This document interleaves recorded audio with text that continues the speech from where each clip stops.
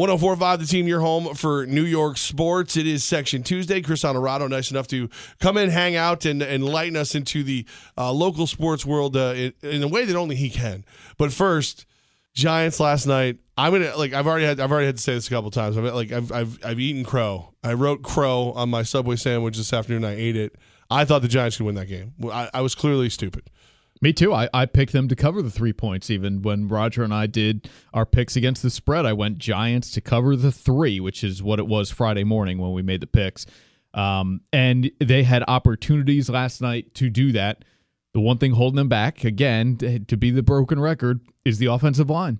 And we did a poll question on Twitter this morning. Who's to blame for the Giants 0-2 start? Was it McAdoo? Is it Reese? Is it Eric Flowers? And we threw Brandon Marshall up there just because of the drop last night on a big third down. But to me, it's Jerry Reese. Blame has to go to Eric Flowers, has to go to Ben McAdoo. You're putting Eric Flowers in a position where he cannot succeed. We've learned enough about him. He cannot play left tackle successfully in the NFL. So you blame him a little bit, but you have to blame the people who put him there. And that's Jerry Reese, that's Ben McAdoo, two guys who all offseason, all summer long said, no, he's been here through the offseason. He stayed, he's working, he's getting better. We believe in Eric Flowers. Well, guess what? He couldn't block Ziggy Ansah last night. Ziggy Ansah's good, I get it. But an average left tackle, guys, keeps Ziggy Ansah from getting 3 sacks. And some hits that were even worse than the sacks. I'm trying to figure out, and maybe nobody can figure it out yet. They're 0-2, but I don't see how it gets better. Do you see any resolution as to how this Giant team turns it around? No, unless you literally can every play throw 5-yard slants to Odell Beckham Jr. and hope he takes it to the house. And I wonder, should he have played last night? Because hindsight's always 20/20. I get it, but if Odell Beckham Jr. is 75% last night, which you basically admit he was, whether or not you're going to say it, because he wasn't out there every snap. He wasn't even out there for the first play of the game. Primarily third downs. Right. So if that's all you're getting out of him, why not sit him another week? I get it. You're going to say, well, we're not just going to concede a loss to Detroit. Fine. But then you're not trying to now get him ready for a divisional game on the road on a short week. Like, is that ankle after he plays Monday night going to come back closer to 100% than it was against pre-kickoff against the Lions? To me, the answer is no. And now you're looking at Philadelphia as a must-win. And the possibility, guys, if you look at their schedule leading up to the Week 8 bye, they could be 1-7.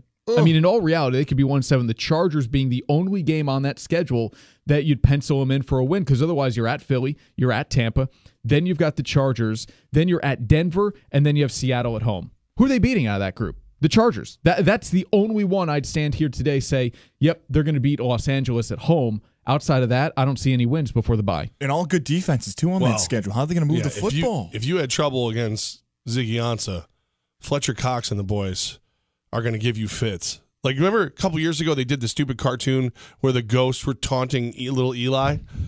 He probably is really hearing that this week. Fletcher Cox, Von Miller, Gerald McCoy. Like, there's a really good defensive lineman across the board, and Joey Bosa's nothing to sneeze at for the Chargers either. Yep. No, it's a must win in Week 3. It's not. But don't you feel that, like, I agree. They're 0-3, pack it up. You know, I mean, I know that division. A team could win that division at 9-7, but if you start 0-3 and you're going to Tampa Bay, I don't know how you feel good about your position, even in that division where somebody might be 9-7 and win the thing. Chris Onorato with us right now, Section Tuesday. Let's get local. Let's shift focus and maybe just maybe find something to smile about. But then again, Dallas Cowboy fans are ear to ear right now, so I guess it's just perspective. But what's going on with high school football this weekend? All right, we got a couple of games on Friday that I'm looking at that I really like. CBA got shut out Week 1 at Shaker. But they're not a bad team, and they host Saratoga, who's 3-0 to start the season this year. Toga looks really good. That's a really good game in the Double A's. And then Averill Park, Burnt Hills. A game in the A's, AP at Burnt Hills. I would give the edge to Burnt Hills, but Averill Park had a great year last year. They're off to another good season this year. Those are the two games certainly I'm looking at Friday night. On Saturday, there's a really good game in Class D, and that's Cambridge, the defending state champs, and Whitehall. Both of them 3-0 coming in. Really good game to keep your eye on for Saturday as well in high school football. Is there one player, I know we've talked about Joe Girard III and others, but is there one player that's like putting up crazy stats right now? How about one note on Girard real quick before we even break down his football game, which, by the way, I think, from what I've heard, there could be an ACC football offer coming to Joseph Girard III. Outside of football, though, Michigan basketball was in last Thursday night to look at Girard. They love him. Beeline loves him, and I know Girard loves John Beeline's system. I think if that ends up working out, I could easily see Joseph Girard going to Ann Arbor. And then on Sunday, I believe it was Sunday, not Saturday, he made a trip to Boston College. So the basketball offers will continue to come in. More and more big schools are getting a better look at Joseph Girard III. But I've said it for months now that I think he can play high-level Division I football at the quarterback position. I've likened him all along like a Greg Paulus. He's going to have to make a decision, is it basketball or football? Ultimately, it'll be basketball. Right, there's no way he actually But there will be chooses. football offers that will at least make him think about it. Could he be Donovan McNabb? Could he do both?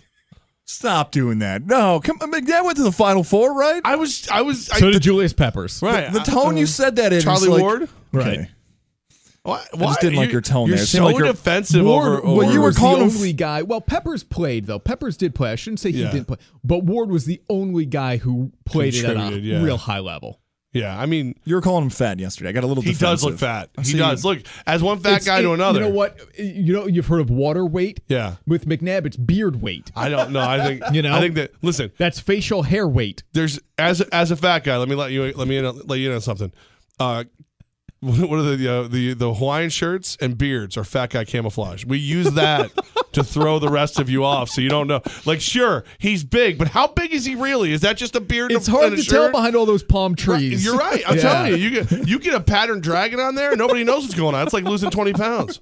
It's that easy. Watch when McNabb does his next show in like an Asian pattern, Hawaiian shirt. Then we'll see who's funny, guys. Whatever. All right. I want to defend McNabb. He didn't look great in the beard. He didn't look great. Goodness. No, he looked like he looked like Baron Davis's like Arnold Schwarzenegger twin. You know what I mean? Just way bigger. I like that. You called him McNabb the Russian doll of Baron like Davis. he's the bigger Russian doll Yeah, of Baron Davis. I like Like you that. would put the Baron Davis inside of him. Yeah. What? You like what's worse? He's fat or he's the Lord of No Rings? Ooh, the Lord of No Rings. I haven't heard that one before. It's not. It's not fair. Man. You know, I'm trying to book him for our show, by the way. All right, No, this is not helping our case. I'm not going to be here that day. They give a ring for winning the NFC. Yeah, you're right. Yeah. You're right. Right. Yeah, So he's got one. Lincoln Kennedy almost killed me because he goes, "Hey, you want to see my AFC Championship ring?" And I was like, "I didn't know they made those. Like, I didn't even do it to be a jerk. I Right. just didn't know that they did that." I think you get a conference. Can I end this on a positive note? Chris Please, Onorato here. I would please. love somebody has to be positive. Right here. Shakers Gerard Radigan, who we've talked about on this Yes. program before, the compound fracture in one leg, and then the ankle broken in the other leg. dear God. This was week 1 of the high school football season. He was at the Shaker game last week. I mean, the road to recovery is still ridiculous. You're talking about basically about a full 12 months to come back from what he went through. But he was at the Shaker game last week, so that was great to see, and obviously a ton of support rallied around him. We put the video up of Orleans Darkwa calling him in the hospital bed up on our website, 1045theteam.com. So that was good to see him out of the hospital, at least for a couple of hours, to be at Shaker. Yeah, all I've heard is good things about the kid. So hopefully he heals as fast and as easily as possible. Chris, we appreciate you making time for us. And guys, I don't have anything against Donovan McNabb except for that you love him. That's the only thing. It makes it an easy Right. target. Right? Yeah. It's your hero worship that makes me want to take him down. You tell Donovan that in 2 weeks, all right? I told him that last time. I told him last time that I love him, but I like it to punish you. So, Chris, man, have a great day, and we'll talk to you soon. Thanks, boys.